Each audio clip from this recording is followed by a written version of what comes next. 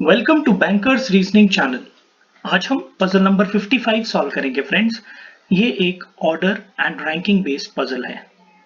इसमें 8 लोग अलग अलग साल में जन्म लिए हैं, उनको हमको अरेंज करना है।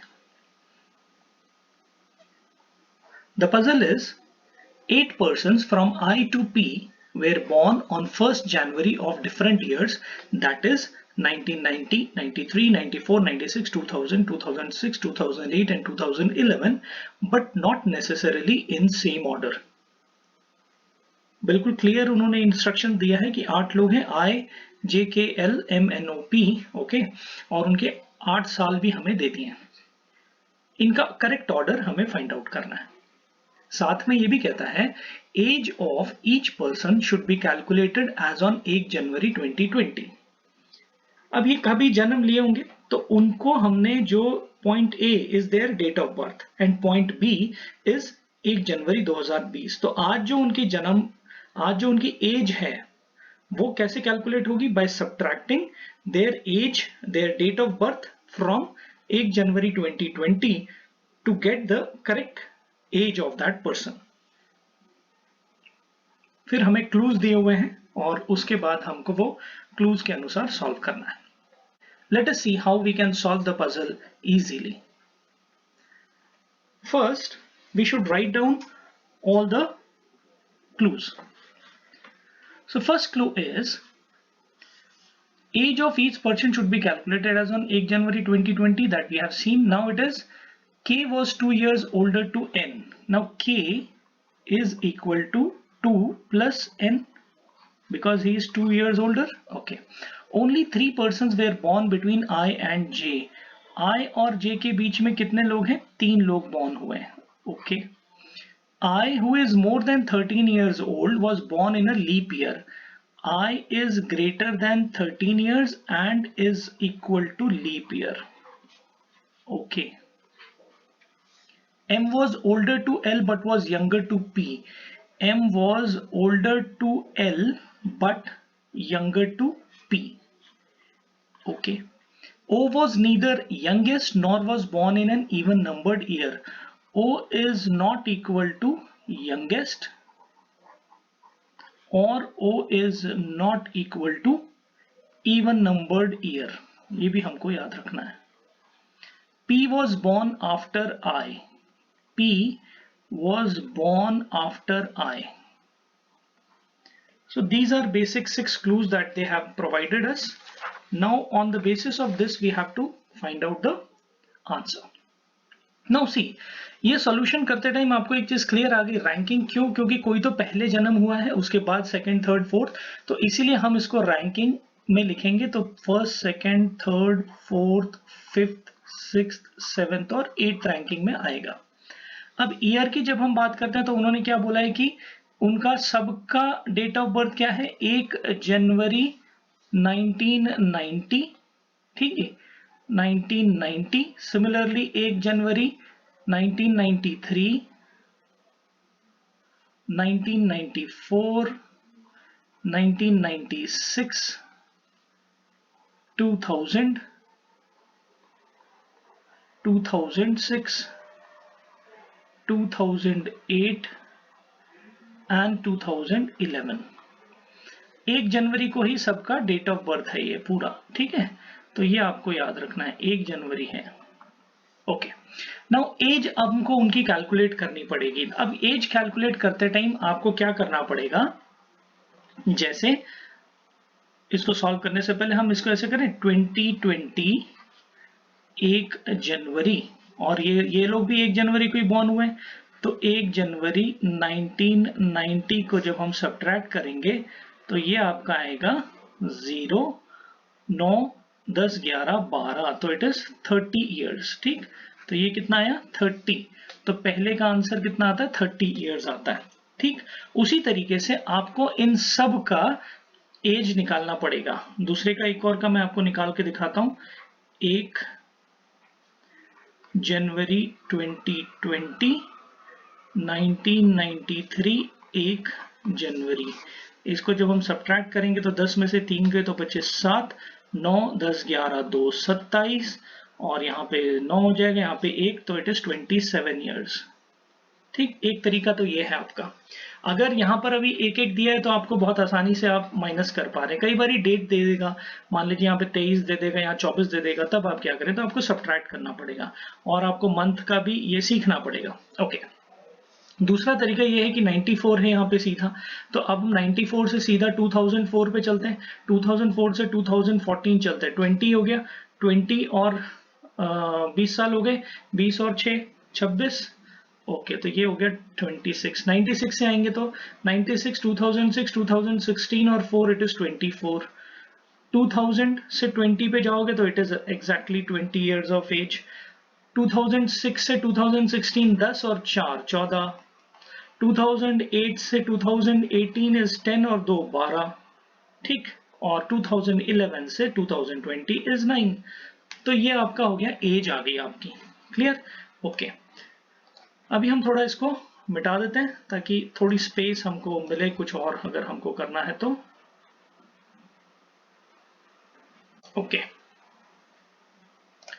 अब आप देखिए यहां पर हमने 3 पॉसिबिलिटी ले रखी है, तो उस हिसाब से अब हम काम करेंगे। अब सबसे पहला जो हमें क्लू क्या मिलता है यहां पे कि I is greater than 13 years of age, I is greater than 13 years of age and I is equal to leap year। I क्या है, लीप ईयर में है।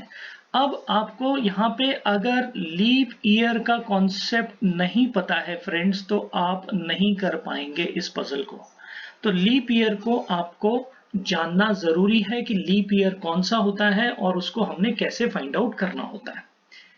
2 तरीके मैं बताऊंगा और उसके बाद एक और इजी तरीका आपको बताऊंगा कि हम कैसे इसको याद रखें। जैसे आप आते हैं, इसके लिए मैंने आपको एक डिटेल मैं आपको एक्सप्लेनेशन मैंने बनाई हुई है कि हम कैसे कैलकुलेट करते हैं लीप ईयर को। सबसे पहले तो लीप ईयर क्या होता है? लीप ईयर ऐसा साल होता है 2 सालों के बीच में, जैसे कि फॉर एग्जांपल अगर हम ले 1992 लेते हैं तो नेक्स्ट लीप ईयर जो है 1996 है। इनके बीच का फासला कितना है फ्रेंड्स? 3 साल का फासला। देखिए 92, 93, 94, 95 और 96 जो है आपका लीप ईयर हो गया।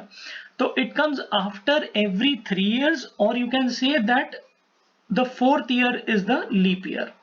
ठीक है ना? तो जो भी लीप ईयर है आपका, उससे जो चौथा साल आ रहा है 92 से चौथा जो साल आ रहा है वो लीप ईयर आएगा आपका। ठीक है, एक लीप ईयर से चौथा साल जो है दैट इज लीप ईयर, या फिर 3 साल छोड़ के जो चौथा साल आ रहा है वो लीप ईयर, या फिर हर तीसरा साल छोड़ के जो साल आता है वो चौथा साल लीप ईयर होता है। पर ये हमेशा जरूरी नहीं होता फ्रेंड्स, ये हमेशा जरूरी नहीं होता। जनरली ऐसा होता है बट हमेशा जरूरी नहीं होता। तो उसके लिए कंडीशंस हैं। अब वो कंडीशन क्या है? 2 कंडीशन उसके लिए बनी हुई है। जैसे कि first condition for all except last 2 digits ending with 0। मैं आपको बहुत ही सिंपल तरीके से समझाऊंगा ताकि आपको बिल्कुल एक बार में ये चीज क्लियर हो जाए कि क्या बोल रहा है और आपको एग्जाम पॉइंट ऑफ व्यू से क्या सोच के रखना है। अब आप देखिए यहां पे आप सबसे पहले लेते हैं एक पहली कंडीशन जिसमें कि लास्ट में 00 ना हो, लास्ट डिजिट जो है 00 ना हो। जैसे हम लेंगे 1996 लेते हैं। अब हम सबसे पहले लेंगे 1996 मान लीजिए। अगर हम यहाँ पे 1996 लेते हैं और दूसरा लेते हैं 1800, तो जो फर्स्ट कंडीशन है आपकी वो इधर की जो कंडीशन है वो इसके ऊपर लागू हो रही है, और 1800 वाली जो कंडीशन है वो सेकंड कंडीशन है वो इधर लागू हो रही है। ठीक, अब 1996 में आपको पहले क्या देखना है कि ये डिविजिबल बाय 4 है क्या नहीं। अगर ये 4 से डिविजिबल है तो इसके जो लास्ट 2 डिजिट्स हैं वो 4 से डिविजिबल होने चाहिए। तो 4 2 8, 4 4 16, तो ये आपका पूरा का पूरा डिवाइड हो रहा है और रिमाइंडर इसका 0 आ रहा है। और ये 100 से डिविजिबल भी नहीं है, बिकॉज 100 से डिवाइड करोगे तो 19.96 आ रहा है, बिल्कुल एकदम एग्जैक्ट डिविजिबल नहीं है। तो इसका मतलब क्या है कि ये लीप ईयर है, it is a leap year. अब 1800 पे जब हम आते हैं तो 1800 के लिए जब आप इसको करोगे तो लास्ट 2 डिजिट्स अगर आप 4 से देखते तो नहीं जा रहा है, इसको छोड़ दीजिए। अब आप 400 से करेंगे इसको, तो 400 से जब करेंगे तो 4 4 16, अगेन 2 रिमाइंडर हो रहा है, तो इसका मतलब वो भी जो है लीप ईयर नहीं है। तो दो तरीके होते हैं, एक जिनके दो लास्ट में डिजिट जीरो हैं और एक जो कि नॉर्मल संख्या है जिसमें लास्ट दो डिजिट जीरो नहीं है। उन सब के लिए आप ये वाला अपनाइए 4 वाला। अब आप बोलेंगे कि सर 4 वाला करें 100 का क्या फायदा हुआ। अब जैसे आप देखें 2012 की बात करते हैं, हम 2012 की बात करते हैं। अब अगर हम 2012 की बात करें तो आप ये देखिए यहाँ पे आपको क्या दिखता है 2012 में कि ये 4 से डिवाइड होता है, लास्ट टू जो 4 से डिवाइड हो रहा है, 4 3 12 बिल्कुल हो रहा है। 100 से ये डिवाइड हो रहा है क्या? नहीं हो रहा, बिकॉज 20.12 आएगा आंसर, तो ये लीप ईयर हो रहा है। ओके, बट जब आप इसको सेकंड कंडीशन से डिवाइड करेंगे, क्या नहीं करने की जरूरत है, क्योंकि ये 2012 is a leap year, it is a leap year. ठीक, तो ये आपको यहाँ पे इंपॉर्टेंट है समझना। अब हम ऐसे नंबर को करेंगे, जैसे मान लीजिए आप 2000 लेते हैं, 2000, तो 2000 में हमने क्या किया है, 2000 में हम क्या करेंगे, इसको जो है लास्ट टू डिजिट 00 है तो हम इसको 400 से डिवाइड करेंगे और ये 4 5 20 है, तो 2000 इज अ लीप ईयर। ठीक है, तो ये दो कंडीशन है जो कि आपको आनी चाहिए।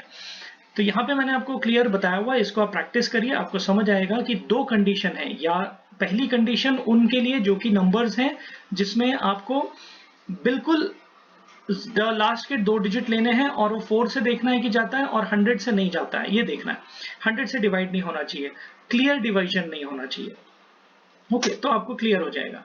1996 ऐसा लीप ईयर है। 1800 का आप देख रहे हैं 2000 is a leap year. 1800 last के दो डिजिट 400 से नहीं जा रहे हैं जीरो होने की वजह से, तो इसीलिए वो आपका जो है लीप ईयर नहीं है। तो तीन कंडीशन हमको चेक करनी होती है जनरली। यहाँ पर हमने जो लिखा है that is divisibility by 4, remainder 0 होना चाहिए और 100 से वो जाना नहीं चाहिए। ठीक है, अगर वो 100 से डिवाइड हो जाता है पूरा तो वो लीप ईयर नहीं है। तो 100 से अगर डिवाइड नहीं हो रहा है तो लीप ईयर है, या फिर वो 400 से डिवाइड हो जाना चाहिए पूरा तो भी लीप ईयर है। ठीक, तो यहाँ पे आपको अब कंफ्यूजन हो गया होगा कि यार ये क्या बोल रहे हैं, लीप ईयर है नहीं है, नहीं है। तो अब आता है बिल्कुल आसान तरीका। जिनको ये चीज समझ नहीं आई है उनके लिए बिल्कुल आसान तरीका क्या है वो मैं आपको बताता हूं। जब भी आप कोई भी नंबर आ गया, मान लीजिए आपके पास 1996 आ गया, तो उसके लास्ट के दो डिजिट आप ले लीजिए ये वाले 96 और 96 को 4 से डिवाइड कीजिए। 4 2 8, 4 4 16, 24 रिमाइंडर उसमें 0 है, तो वो लीप ईयर है, आपको कुछ नहीं करने की जरूरत है। और अगर 0 0 है लास्ट में दो, तो आपने वहां पे इसको क्या करना है, 0 0 को आपने 400 से डिवाइड करना है। 5 अगर आपका जैसे कि क्लियर अगर है और रिमाइंडर 0 है, then also it is a leap year. Clear है, बिल्कुल क्लियर है। तो आपको यही दो चीजें याद रखनी है कि 4 से डिवाइड करना है नंबर को, लास्ट टू डिजिट्स को, या फिर 400 से वो नंबर को डिवाइड करना है।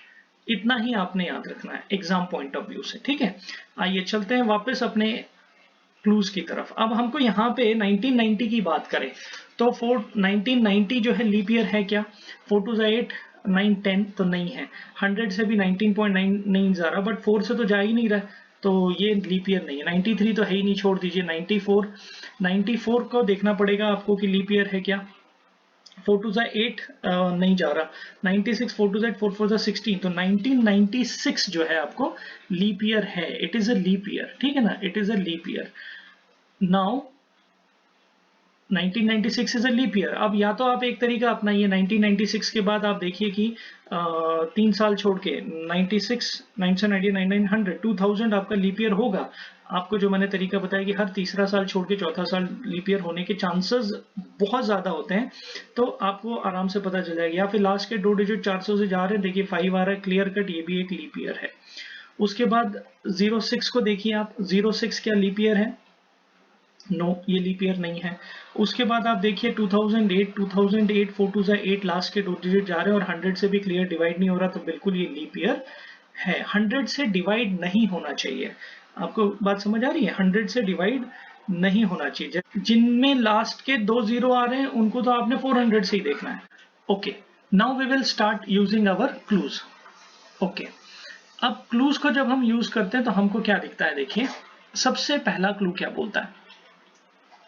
सबसे पहला क्लू कहता है हम लें I greater than 13, I is equal to leap year. अब हमें लीप ईयर पता चल गए हैं, पर वो 13 से ज्यादा उसकी उम्र है, एज इज मोर देन 13, तो हमको क्या करना पड़ेगा, आई कहाँ पे आ सकता है बताइए, 5, 4 और 5वें नंबर पे आई आ सकता है। तो एक पॉसिबिलिटी आपकी आई की ये हो गई, दूसरी पॉसिबिलिटी आपकी आई की ये हो गई। ओके ओके, उसके बाद अब हम क्या करेंगे,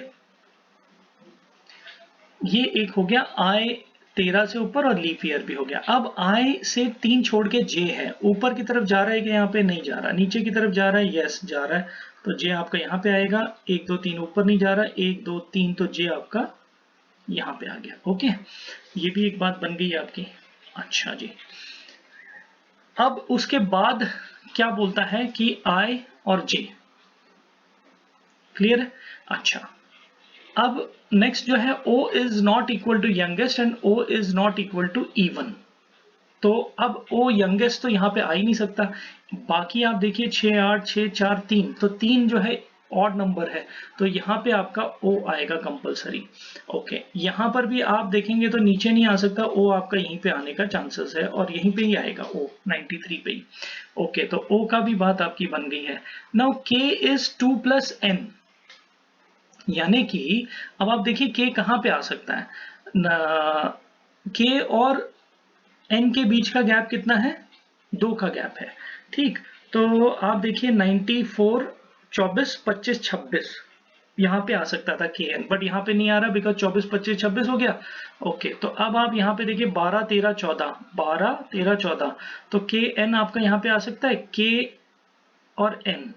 ठीक, तो एन अगर 12 साल का है तो के 14 साल का है, यहाँ पे भी आ सकता था, बट ऑलरेडी अब आपका आई यहाँ पे आ चुका है।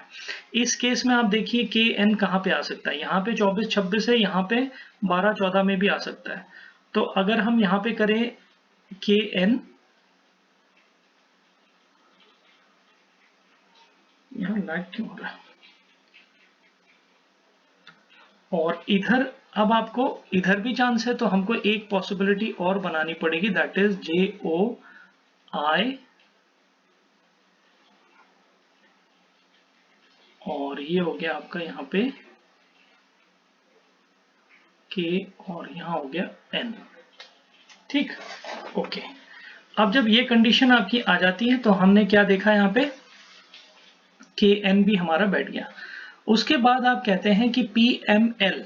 ओके, अब पी एम एल के लिए जो जगह है वो देखिए कैसी आ रही है आपकी। फर्स्ट कंडीशन में आपकी पी इधर आ रही है, एम इधर आ रहा है और एल इधर आ रहा है, बिल्कुल क्लियर होता है, जगह जितनी खाली है उस हिसाब से। अच्छा, इस कंडीशन में आपका पी एम एल किधर आएगा, पी एम, और ये आ गया आपका एल आ गया। इस कंडीशन में देखिए पी एम एल आपका पूरा का पूरा इधर आएगा, बिकॉज पी एम और ये हो गया आपका एल, हो गया। अच्छा, अब जब ये चीज हो जाती है तो अब आपको एलिमिनेट करना है यहाँ पे। तो एलिमिनेशन के लिए आपको बिल्कुल क्लियर उसने पॉइंट दिया हुआ है कि आई के नीचे पी है, आई के नीचे पी है, तो यहाँ पर क्या है, ऊपर है पी, तो ये कंडीशन खत्म। यहाँ पर देखिए, यहाँ पर भी आई के ऊपर पी है, तो ये कंडीशन भी खत्म। यहाँ पर आई के नीचे पी है, तो ये कंडीशन आपकी बिल्कुल सही हो जाती है। And this is the correct way of solving this puzzle. तो यहाँ पर फ्रेंड्स बहुत इंपॉर्टेंट क्या था, लर्निंग आज की क्या है वो देखिए आप। लर्निंग सबसे पहले तो आपको एक पता होना चाहिए कि लीप ईयर आप फाइंड आउट कैसे करेंगे। एग्जाम में आता है फ्रेंड, ये मेरे को मेंस में याद है ये क्वेश्चन आया था लीप ईयर वाला। लीप ईयर आपको जरूर पता होना चाहिए, अगर लीप ईयर नहीं पता है तो you will not be able to solve the question, so please focus on this point. Okay, next is age जरूर फाइंड आउट करिए, बिकॉज एज क्यों फाइंड आउट करा हमने, ये रैंकिंग क्यों फाइंड आउट करी, बिकॉज इनके ऊपर एज और रैंक के ऊपर क्वेश्चन आएगा आपको कि सातवां कौन है, चौथा कौन है, तीसरा कौन है, बिकॉज ये ऑर्डर एंड रैंकिंग की पजल है। एज में आपको पूछ सकता है 24 से 27 के बीच का डिफरेंस क्या है, इन दोनों का जोड़ करो और इसका डिफरेंस क्या है, तो वो भी आ सकता है। तो यहाँ पर वो 4 प्रकार से क्वेश्चन पूछ सकता है। तो क्वेश्चन जो है वो बहुत इंपॉर्टेंट है, यहाँ पे आपका बहुत टाइम कैलकुलेशन में जा सकता है क्वेश्चंस में। तो अगर आप रैंक, एज और नेम अच्छी तरह लिख लेंगे तो आपको कोई भी दिक्कत एग्जाम में क्वेश्चंस में नहीं आने वाली है।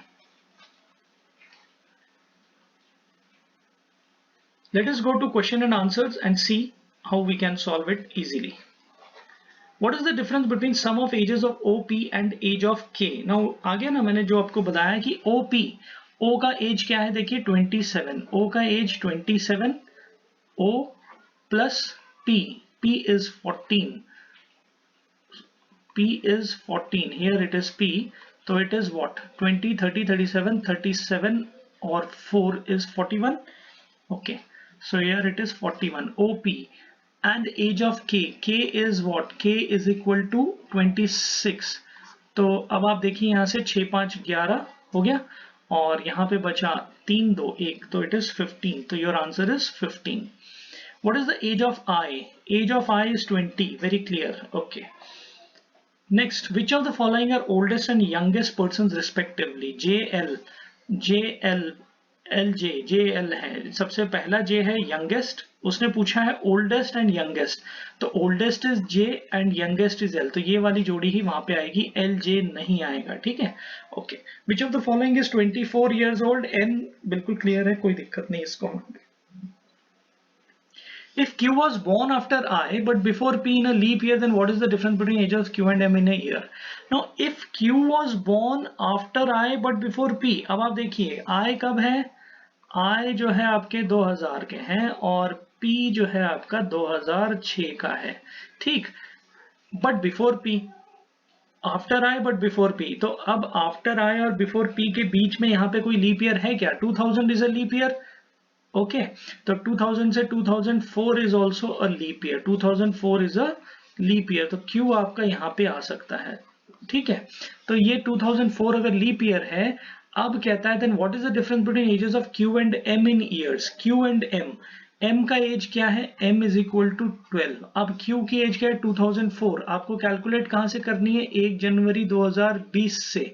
तो 1 जनवरी 2004 को अगर वो बॉर्न हुआ है तो 2004 से 2014 10 और ये 16, तो Q की एज हो गई आपकी 16, तो 16 में से 12 गए तो बचे कितने? 4, तो योर आंसर इज 4. क्लियर? तो ये आपका तरीका है सॉल्व करने का इसको. तो ऐसे क्वेश्चन जरूर आते हैं और इसमें आपको बहुत आसानी से, अगर आप 2-4 क्वेश्चन प्रैक्टिस कर लेंगे एज फैक्टर के, लीप ईयर के, तो आप आराम से 5 में से 5 एग्जाम में ले सकते हैं. बैंकर्स रीजनिंग चैनल में और भी अच्छी puzzles, interesting puzzles, exam relevant puzzles आने वाली हैं फ्रेंड्स. और ये जितनी भी पजल्स अभी तक हमने सीरीज में बनाई हुई हैं, पूरी प्रैक्टिस करिए, देखिए, समझिए. आप सिर्फ उनको सुनेंगे तो भी आपको पता चल जाएगा कि यस, यहाँ पे मुझे ये चीज को सीखने में मदद मिली है. तो all these puzzles have been chosen very carefully, keeping in view the upcoming exams of the banking sector. So please practice, practice and practice. You will clear the exam. Thank you.